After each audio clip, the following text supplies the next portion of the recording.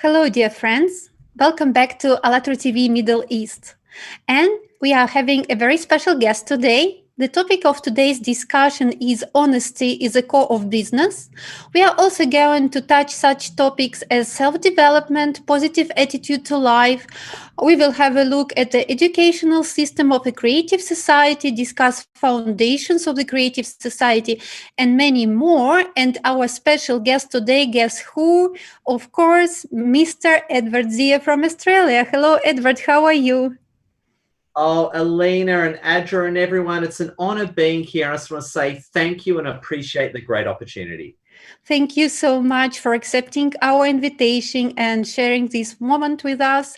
And I'm so happy that my co-host today is Adrija. Hi, Adrija. How's the weather in London? Hello, Alina. Actually, it's really gorgeous here. We were expecting it to be wet and last week we were complaining about how hot is it. So be careful what you wish for. And it's really nice and monsoony, but weather in London changes 4 times a day. But really glad to be here with you and Edward today. And before we move on, I'd like to address our dear viewers. If you've joined us recently and have never heard about Creative Society, I'll give you a brief explanation. So Creative Society is a unique project that has been launched on the platform of Allatra International Public Movement.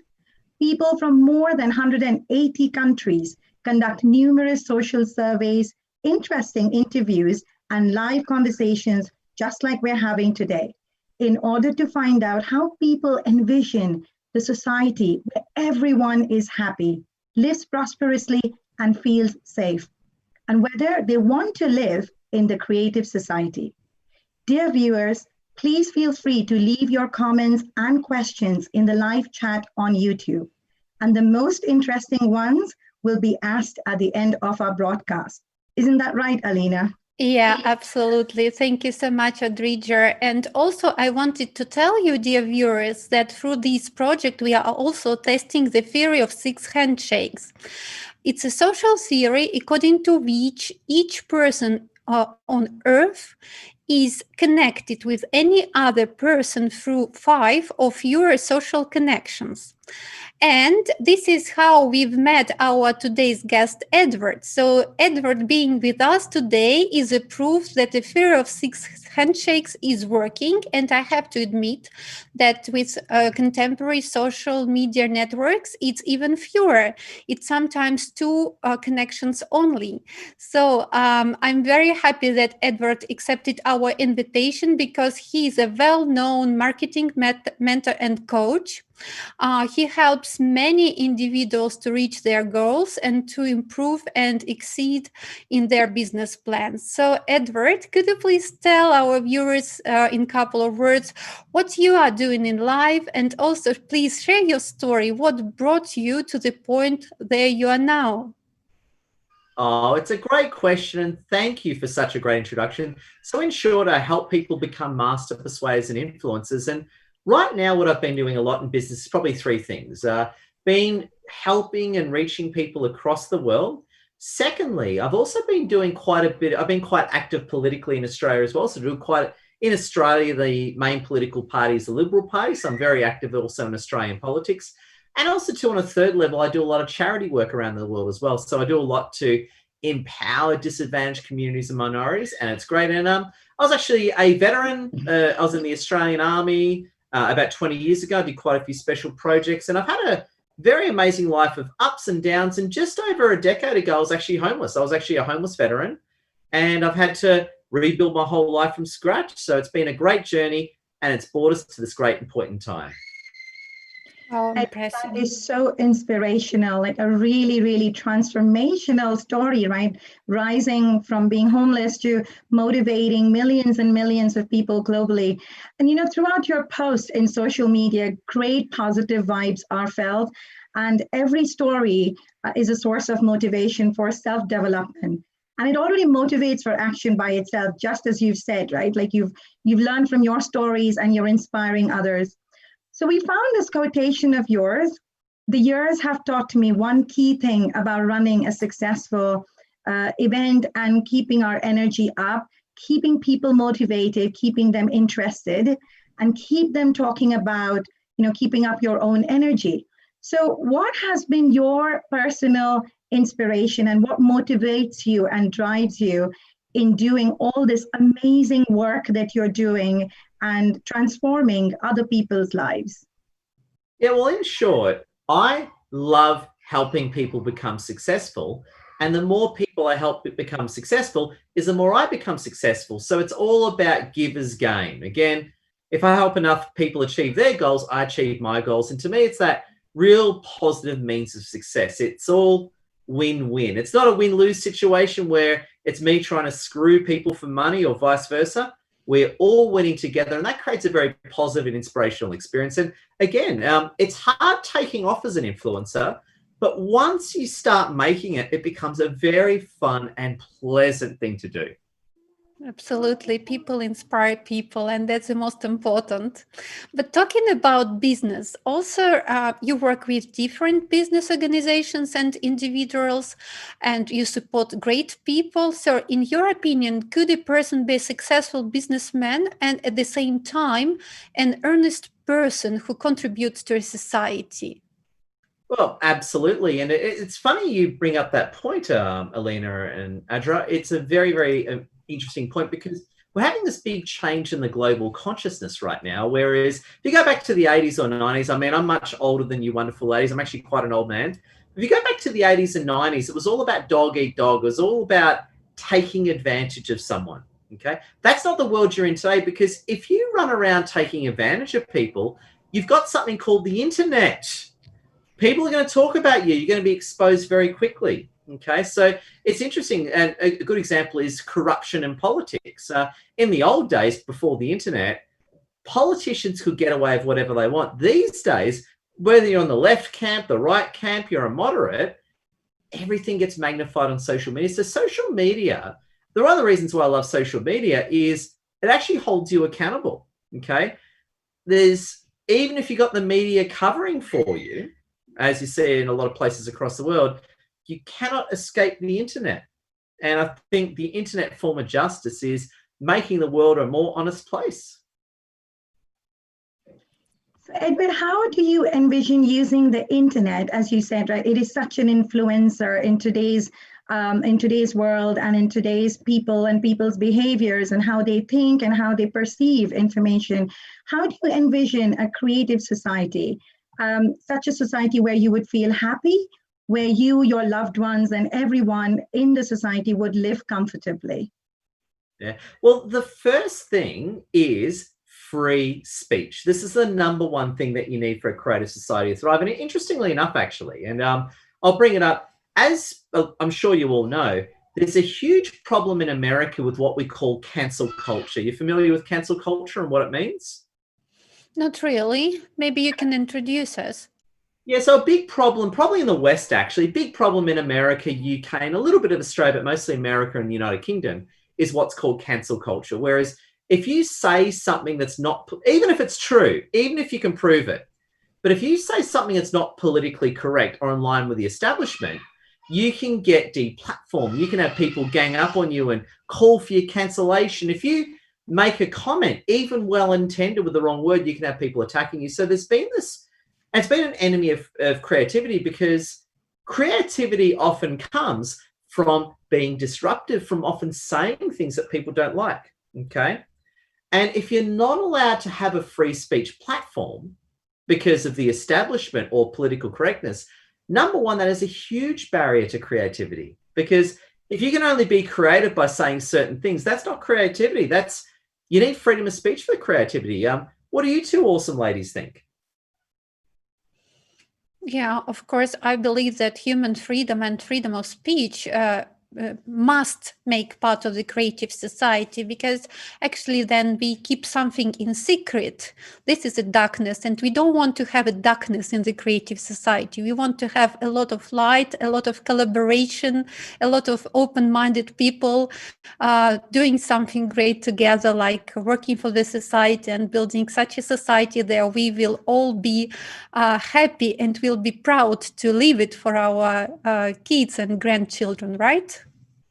Completely, Alina and Edward. And if you see that some of the beautiful, positive innovations and ideas, and all the creative thinking has come from the freedom of being able to express, freedom of being able to innovate, right? And if we didn't have that freedom of thinking and there was bureaucracy around and we were only pushed and forced towards a certain way of thinking, we wouldn't be able to apply all the different lenses, keep our open mind, and think about all the different possibilities a creative society can embrace, because everybody would become robots and we'd all be thinking the same and acting the same. And that doesn't help towards an open creative society. Yeah, and just on that note, it's like the concept of diversity, right? Mm. Now, to clarify, I'm all for diversity. I mean, I'm Middle Eastern, my wife's Chinese. I think protecting minorities is awesome, all that. But the big problem is that often diversity is just pushed as a skin color. In other words, if you're a white person, you're not diverse. But if you're not a white person, all of a sudden you're diverse. And it's not really working out, because it's kind of like, we accept diversity if you only think a certain way, which is a complete contradiction of the absolute correct point you just made there, Adrija. So the biggest thing I want to say to people is you need what's called proper diversity. Not diversity in terms of this person's brown, black, white, green, or whatever, but actual diversity where you're allowed to think differently and you're actually including everyone at the table, okay? So people, freedom of thought and freedom to have different thoughts is such a big thing. And I tell you what, we haven't seen a lot of that lately in the world. There's been a lot of effort from the global establishment to stick to politically correct norms. And even if it's true, you can't say certain things. And that is an enemy of creativity. So I have to say, personal liberties, personal freedoms, and freedom of speech, backed up by the rule of law, is the important foundation for a creative society. Oh, great. Great ideas. Thank you so much, Edward. And these understandings, I think all people feel them. They feel that's correct. That's correct. And all people are looking for the ways out nowadays. Like we see, to build such a society, we should be all united, and we should be united by the same goal. And the basis of our goal could be 8 foundations of the creative society, which were described recently on the webpage allatraunites.com. And dear viewers, you are more than welcome to visit allatraunites.com and to find an article which is called The Foundations of the Creative Society and the Stages of its Construction.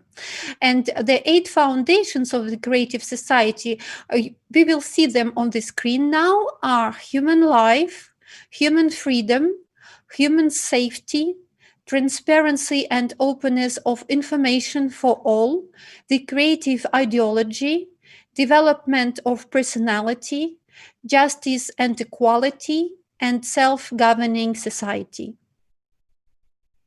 This is exactly what I'm talking about. This is awesome. Absolutely. Adrija, we can't hear you. Absolutely, Edward. Apologies, I was on mute. Today, together, we would like to talk about the creative ideology, because, you did talk upon inclusion, you talked about diversity than that. And right now, you're seeing more information about this foundation creative ideology on the screen. So what do you think, Edward, about this foundation? How important is it for a safe society which is based on moral values? Well, absolutely. I mean, it's, and I'll just call it out. I'll just talk about the elephant in the room. It's what you've seen in America lately, where you've seen the absolute breakdown of the rule and law in certain cities, right? So in certain cities across America, you've had the absolute breakdown of law and order. And innocent people are getting killed. Businesses are failing. People are fleeing the city. I'll use an example. New York, right? I've got a lot of friends in New York and I know this topic very well.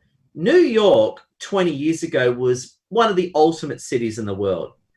They're now losing population. People are leaving New York and moving out completely. And one of the key reasons is the breakdown of the rule of law. And you've seen that in the form of rioting, looting, and violence in the streets, okay? And this is what it all comes down to. And I love what you're saying about, the 8, aspects required for a creative society. You need personal safety. Again, and if you're living in a city and there's rioting and police aren't helping you, if you're worried for your life, there's not much room to be creative. Absolutely true. And also, as we are talking about the foundations, the creative ideology, I would like to introduce you this foundation and maybe discuss further on it. So ideology should be aimed at popularizing the best human qualities and stopping everything that is directed against the human. The main priority is the priority of humanity, high spiritual and moral aspirations of a humanness, virtue, mutual respect, and strengthening of friendship. Creating conditions for the development and education of a human with a capital H, cultivating moral values in each person and society. Prohibition of propaganda of violence, condemnation and denunciation of any form of division, aggression, and anti-human manifestations. This is actually we touched now, but please comment on it. What would you say? I think it's absolute pure gold. It's exactly what we're talking about, the rule of law. And this is where freedom of speech, you have what's called protected speech and not protected speech. If you're encouraging violence, that is not free speech, okay? If you're encouraging rioting or illegal acts, that is not free speech. So free speech needs to be very, very carefully defined, and that has to be to the positive aspects of humanity. Now, this can be taken too far, of course, because when you get people playing political games, they'll then try and take, well, if you speak out against the establishment, that's hate speech and you can't say that.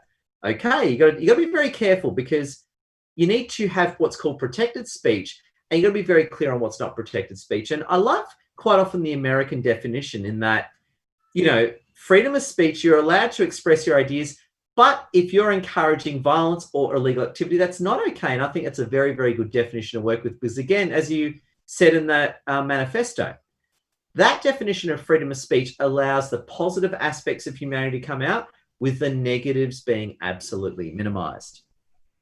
Absolutely true. Yeah. Edward, as a mentor and a coach yourself, we would like also to touch the topic of development of personality. And this is the following foundation. Every person in the creative society has the right to comprehensive development and personal fulfillment. Education should be free and equally accessible to all, creating conditions and expanding opportunities for a human to implement his or her creative abilities and talents. So how do you envision the system of education of the creative society? Because nowadays we can see that more and more techniques are being developed for better education quality. But in your opinion, which conditions should be created and what should be the core so that students and all people, regardless of age, have self-motivation to learn, to develop their best talents and skills and to grow actually? Oh, great point. It all comes down to having an educational system with multiple pathways based on what you're doing. So here's a great example that involved my mother. Mother, amazing lady, she's in her mid-60s now, and she told me what it was like when she was growing up in school. She always wanted to do art. She always wanted to do painting and sewing in those days. But because she was fast at typing, they forced her to become a receptionist, and she hated it. It didn't work out well for her because they just did the direct opposite of what you just said, which I agree with. Instead of taking my mother as a teenager, instead of taking her natural talents and working in that direction, they just said, no, you're good at typing. We're going to make you a typist and a receptionist. And it caused her dropping out of school. Okay, so that forcing a round peg in a square hole caused her to completely leave the system. So it's firstly about allowing students and people to thrive with their God-given natural skills and talents. Yeah, thank you. Thanks for sharing. Very inspiring, really.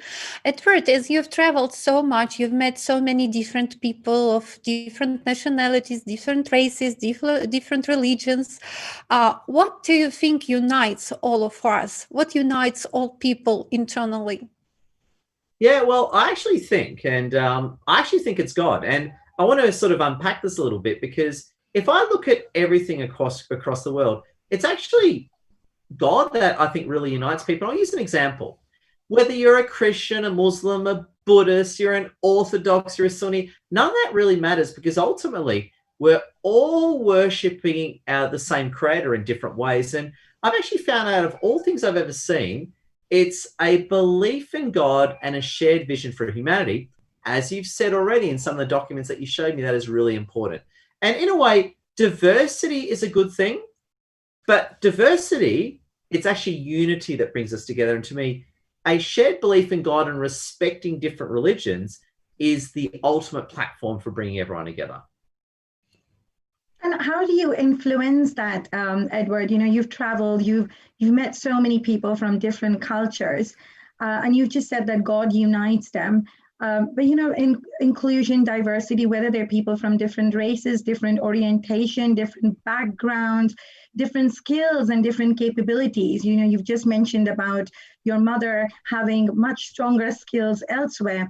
How do we encourage our society and our people to embrace, to understand that, you know, it's okay, we are all people from different talent pools, different skills, different colors, and we need to respect each other, and we need to bring them all together towards that common goal, because not everybody may believe in God. So how do you then influence for people to think towards that common goal from multicultural organizations? Yeah, well, I think one of the biggest things is ending identity politics. Identity politics has been one of the most destructive things for global civilizations, because instead of taking a person as an individual, okay, we start attaching all these labels to them, okay? So I'll give you an example. I come from Australia, and Australia, we don't really have racism in Australia. We've got classism, but not really racism compared to the rest of the world, at least. And in Australia, we're all brought up to respect each other as individuals. So in Australia, personal liberty is a big trait. And as I was growing up, so I come from a Middle Eastern background. I come from a Iranian Persian background. And I just grew up accepting everyone. And as I went through life, people started saying, Edward, you're not white, you're Middle Eastern. Oh, am I? Really? Yeah, you're Middle Eastern, you're not white. Okay. And as I meet people, people would often say, well, I'm Asian, I'm this, I'm Italian, I'm that. And I'd sort of think, or I'm gay, I'm straight, I'm this and that. And I'm like, I kind of don't care. I'm like, I'm not interested in the labels on you. I'm interested in the person. And to me, all these labels are not good for civilization. Okay. It's, to me, it's about stripping all the, to me, it's like the whole diversity is a skin color, right? And that's a problem with a lot of diversity. A lot of diversity today is just pushed as the skin color. So if you're white, that's not diverse. If you're not white, you're diverse. Really? That's terrible. That's very racist, actually. It's a very racist view of the world. So to me, it's about skin color, sexuality, religion. Who cares? What about treating people as people? What happened to individualism? And the world needs more individualism. We've got to get rid of all these labels and go back to the true personal beings that exists behind an identity. True. As you mentioned, we all come from the same creator. And if we accept that the first and most important foundation for people is human life, then we start, to think differently. We start to think how to save and how to improve the life of every human being on this planet. And thanks to contemporary technologies, it's not actually difficult to do. We just need maybe to unite and to bring all our experience, world experience, global experience together. And what do you think, from your opinion, how important are these 8 foundations which we introduced previously for the society and the humanity in general? How can our society change if we truly accept these foundations, and from what should these changes start? Yeah, well, I think if you don't mind bringing up the screen again so I can reflect on them in your own words, because we're really following the discussion here, right? But if we look at these terms, and we can go through all of them. So human life, obvious one, right? Don't run around killing people, protect human life, regardless of what country. That's an obvious one. Human freedom's an interesting one, because the thing about freedom is freedom means different things to different civilizations, okay? So you have what's called customs, culture, and tradition. And different civilizations have a different definition of freedom. So you've got to be careful. I'm all for having a global society, but you got to be careful pushing globalism too much, because what is acceptable in one civilization may not be acceptable in another civilization. So different cultures, customs, traditions have different norms, and there has to be this balance here. You need to respect people's local customs, cultures, and tradition. And I'm all for globalization and internationalism, but where it's gone too far is when you have a one-size-fits-all system, whereas when you erase the nation and culture, that's when you're creating problems, because you're not respecting people from a certain land. Okay, and this is very, very important. And I think the other one is as well, the other point I want to go to, the one I really like, is justice and equality. And that's what I was saying before. We've seen that absolutely break down in certain parts of America, whereas if you're a rich person, you've got your own private security and safe. But if you're not a rich person, the police aren't going to help you. That is not a just society that leads to creativity. That leads to war and destruction, rioting, and people finding other places to live. So I think absolutely the world needs a better sense of justice and equality, because it's about one law for everyone, okay? And we're seeing too much selectivity these days. If you're in the in class, laws don't apply to you. If you're in the outer class, every law applies to you. So huge problem we've seen a lot lately is laws for thee, but not laws for me. And that's got to stop. We need more equal accountability and fair treatment under the law globally. Thank you so much. Edward, you brought a really good point about one size not fitting all. And that's so true, because when you look at people and our values, our core values of, what we associate ourselves with, whether it's culture, whether it's traditions, it is such an important point. And hence I would be very keen to ask you, what do you think is the best way to influence people, influence and inform people from these different traditions and different cultures that maybe have different acceptance levels about such an initiative as the Creative Society project? Yeah, well, I think the best way of doing it is really by going back to the individual. Because again, the moment you start whacking labels on people is when you start creating problems, okay? And this is a big thing. This comes back to liberty and liberalism. When you treat a person as an individual and you take all these labels off them, instead of dealing with these weird characteristics, you're dealing with the soul, you're dealing with a human being. And that to me is the ultimate diversity and inclusion, because again, where diversity and inclusion has been absolutely muddled and tormented is, white people bad, non-white people good. That is you see that a lot these days. That is the worst definition of diversity and inclusion ever. It's terrible. It's actually quite racist. You're just judging people on their skin color, for example. But when you just sit there and say, you know what? We just want diverse people. We want a group of people that think differently. We don't care how they look. Let's treat people as people. So taking off the societal labels and going back to the individual is something that's very important. And thank God we're seeing that happen a lot today. You're seeing a great return to customs, culture, and tradition, where people are saying, hey, hang on a second. And I'll use India as an example, just so you know, I'm not Indian, but I got a lot of Indian friends and clients. I live in Sydney, and in Sydney, I live in a place called Parramatta. Everyone's Indian or Middle Eastern around here. Okay, so, I'm surrounded by a lot of wonderful Indian people. And in India, for example, they will tell me this. Hinduism was being squeezed a lot by globalism, whereas in India, people are allowed to experience their Hindu faith these days. And I think that's awesome. People are allowed to experience their own culture. They're allowed to express themselves in their own creative ways. So that's a big part of it. I think returning back to customs, culture, and tradition is such an important thing for us to really explore our own creativity. And yeah, I think it's awesome. And it all begins at home, doesn't it? So you start with your own individual person, yourself, within your family, and you create a peaceful family setting to then go on to create peaceful communities, peaceful societies, and then moving on to, peaceful nations and so on. So I think it's more of like a ripple effect.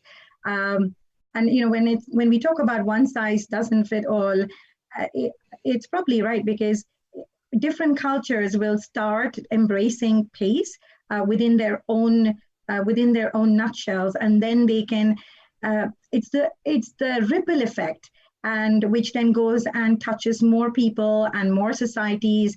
probably not something that we are going to see overnight. What's your thoughts in it? How do we accelerate? Can we see a peaceful community overnight, or do you think we can? It's going to be longer. What's your thoughts? I think it comes down to the rhetoric of our world leadership community. I want to use a positive example.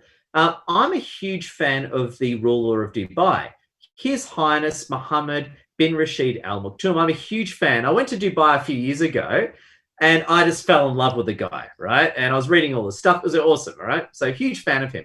And he actually says it well. He actually says it very well. So whenever you hear him speak, be it on TV or he's speaking in Arabic or whatever, he's the first guy to always talk about tolerance and acceptance. And he always says all the time, yep, there's heaps of different pathways to the same God. So, for example, His Highness, he preaches such a tolerant and diverse message. He never attacks anyone. His message is all about bringing people together. Now, unfortunately, there's a lot of global leaders which aren't doing that. They're just preaching hate and division, okay? And our global leadership needs to take responsibility, and they got to stop dividing people up into different groups. And again, I love His Highness, Mohammed bin Rashid Al Maktoum, great guy. He's preaching a message of tolerance. And I don't mean fake tolerance in terms of them trying to win an election, but a genuine message for healing and reconciliation. I'll tell you what, if more global leaders stepped up to the challenge, this would change very quickly. But here's the good news. The world is pushing back against leaders that divide people up against each other. You're seeing a huge change in global consciousness to people wanting to, again, get more involved with customs, culture, and tradition and have a collaborative and creative society. That's awesome. And yes, we already can see changes. And being in Dubai, I should say that the level of happiness of people here is higher than in many other countries. And this is, of course, the result of this politics of tolerance, which has been promoted for many years by the government.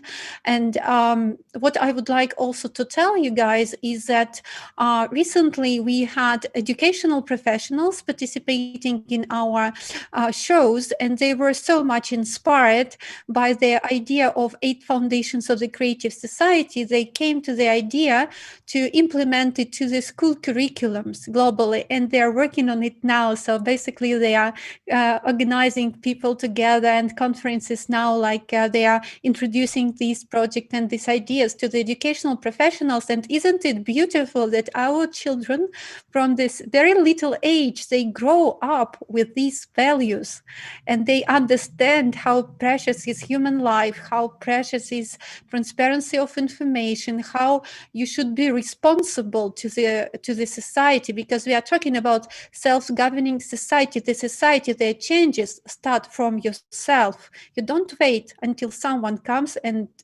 brings you a beautiful life and you just lay on the couch and do nothing. That would be beautiful maybe, but who will work then, right?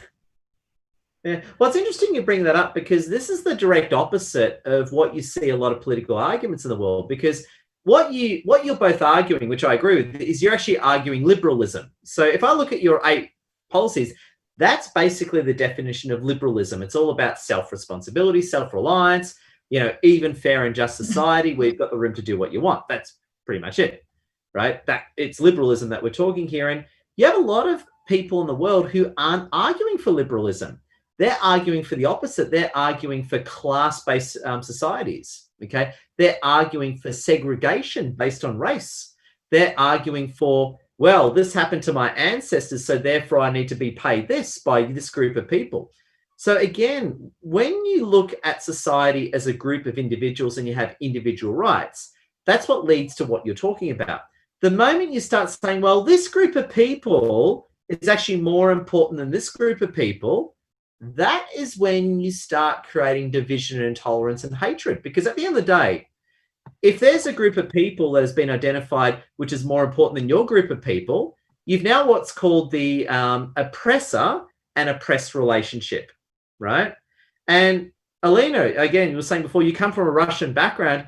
I'm sure you've seen this before. You know what it's like to have the oppressor and the oppressed How did that play out in Russia? Well, we had, in history, we had different examples. And what I can say from my experience, everything what you described is being implemented by the government. And I never met personally like another person, another human being who was promoting like in his or her life inequality or totalitarianism or what people like to be unfree or what they liked to live in unsafety environment. Like normal people like you and me, we all want the same. We all share the same core values. And then suddenly we can become, like, let's say, kind of victims of circumstances, being in the center of a conflict or in a war, which we didn't start. We didn't want it to start. That's actually the main point. And the idea is that if we all don't want it, why is it happening? We don't want violence. Why is it happening? We want us to live happily. Why is it happening differently? So what can we do all together to change it, right? Yeah, and I think it comes down to back to an individual rights, not group rights. Because again, if you have one group here which has more power rights than this other group, you've now got an oppressed, an oppressor, and oppressed relationship. And like all civilizations, if the oppressed get too numerous and too annoyed, you then get a revolution, right? And revolutions are the most violent things you'll ever get, right? This can all be stopped by treating everyone fairly under the rule of law. And it goes back to exactly what you're saying. Again, your 8 principles, they come from liberalism. Yeah, we're talking, this is about liberty and liberalism. So again, I believe in personal liberty and liberalism. So the more of that we have in the world, the better. And the good news is we're having that, you know, we're having countries, again, globally in their own unique way, going back to custom, culture, and traditions, looking after their own people first and allowing people to practice faith that they want, religion the way they want. So, for example, again, I know I'm showing my age here, but especially in the 80s and 90s and early 2000s, it was all about globalism taking over. So whether you're from India, you're from Iran, you're from Russia, Australia, or the Middle East, you're not allowed to practice your religion anymore. You're not allowed to talk about God anymore. You just have to follow the globalist norm. That's oppressive. And that is why you're seeing a huge resurgence of right-wing governments these days in countries saying, no, we don't want to be part of globalism. We want to do our own thing. Okay. So again, you know, there's more countries that exist today than any other time in history because people want their own personal liberties and rights back. And it's also about respect, isn't it? Yes, there are people, there are different classes, and we may not be able to make those class systems equal overnight. There will be the rich and there will be the poor, but it ultimately comes down to respecting them. So there is an oppressor and there's a person who's getting oppressed. But however, if you have a mutual respect within each other, then they wouldn't feel oppressed and they wouldn't feel, oh, I'm superior because I respect the other person from whatever background they are. You know, somebody could be really poor, but they're still earning a very earnest income and, you know, they're honest. So we need to respect. And you made those points also about tolerance. So whilst there are, you know, violence and wars, if we are tolerant about somebody expressing their views and somebody expressing this is how I want to accept my culture and this is how I feel about it, that's fine. Let me respect your culture. Let me and have tolerance around it. And the final one, I would like to summarize, Edward, was acceptance as well. I think within your words, I did feel that you were talking about a core value of accepting people for who they are and how they are. Now, you mentioned about inclusion, diversity, whether they're LGBT community, whether they're physically, handicapped. We all are special. We all are the creations of God, as Alina said earlier.